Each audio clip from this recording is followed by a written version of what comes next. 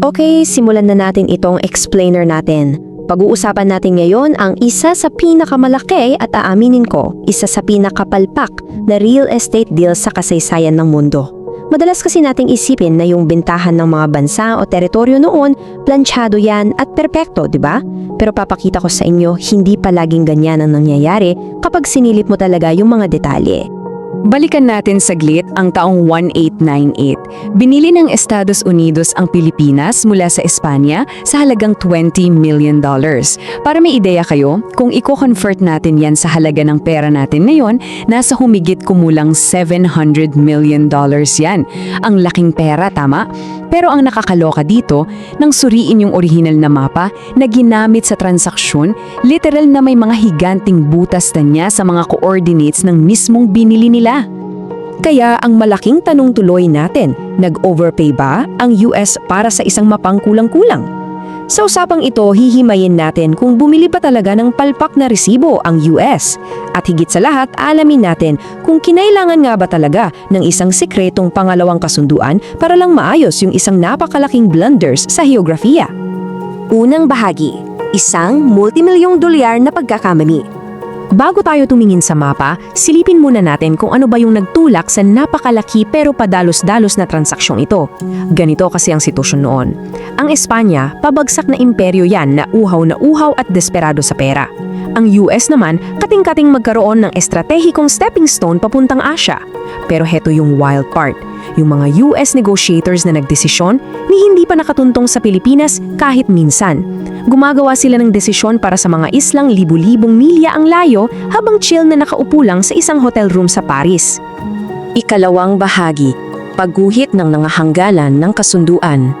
Paano ba nila pinagpasyahan kung ano yung binibili nila? Dahil nga, nagbabase lang sila sa mga linyang drawing nila sa mapa dun sa malayong hotel room na yun, gumili sila ng isang geometric shape imbes na isang natural na landmass.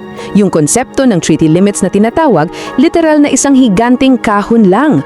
Ang rule nila noon, super simple. Basta nasa loob ng kahon na ginuhit nila sa US na yun. Yung mga nasa labas, well, misteryo na yun. Ikatlong bahagi, ang nakalimutang legal na puwang. Fast forward ng aktwal nang dumating yung US military sa Pilipinas para i-claim yung bagong teritoryo nila. Dito nila nadiskubre yung isang nakakagimbal na sablay. Yung inimbento nilang kahon, tuluyang sumablay. Naiwan sa labas ng kahon yung ilang particular at napakahalagang mga isla, specifically yung Cagayan de Sulu at Sibutu. Geographically, parte sila ng Pilipinas. Pero legally, based sa kasunduang pinirmahan nila, technically pag-aari pa rin ng Espanya ang mga ito kasi nga naiwan sila sa labas ng drawing. Kaya isipin niyo yung gulo. Dahil sa palpak na drawing na yon, nagkaroon tayo ng 2 taong legal vacuum o legal na puwang.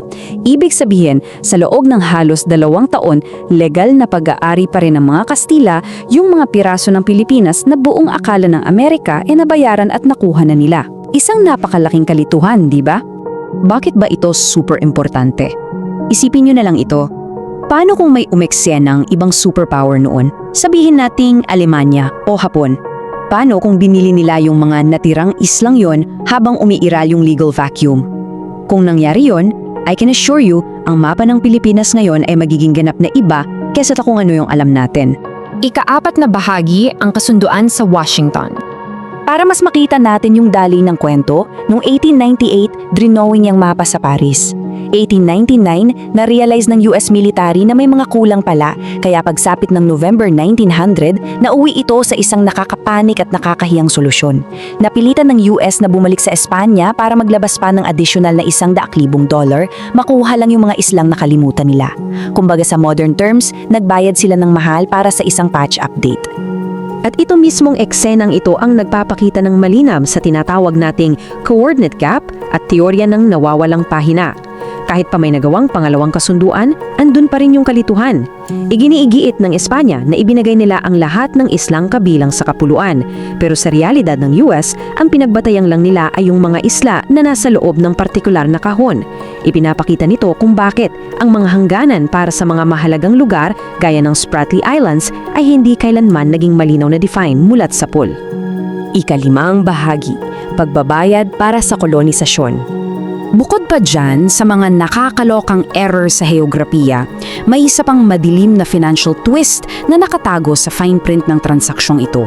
Ibinunyag ng mga declassified notes na yung $20 million na binayad ng US, malaking bahagi noon ang ginamit para bayaran yung mga utang ng Espanya na nagastos nila para sukpugin yung mismong Rebolusyong Pilipino. Ibig sabihin, effectively, binayaran ng US ang Espanya gamit ang mismong halaga ng pakikipaglaban ng mga Pilipino para sa kalayaan. Napakalamig na business transaction nito kung saan yung mga tahong nakatira sa mga isla ay itinuring lang na parang mga fixtures o kasangkapan sa loob ng isang bahay na ibinibenta. Ika-anim na bahagi, ang geopolitical flashpoint ngayon. Baka isipin nyo, history na yan. Pero hindi eh. Yung makasaysayang bill of sale na ito ay hindi lang nananatiling problema noong 19th century. Ito mismong butas na ito ang direktang nagpapapalala sa mga hidwaan na napapanood natin sa balita araw-araw. Yung mga makabagong superpowers ngayon, ginagamit nila yung eksaktong 1898 legal loophole na ito para igiit yung mga claims nila sa mga teritoryo sa West Philippine Sea, partikular na pagdating sa Spratly Islands at Scarborough Shoal. Nakakabaliw isipin, 'di ba?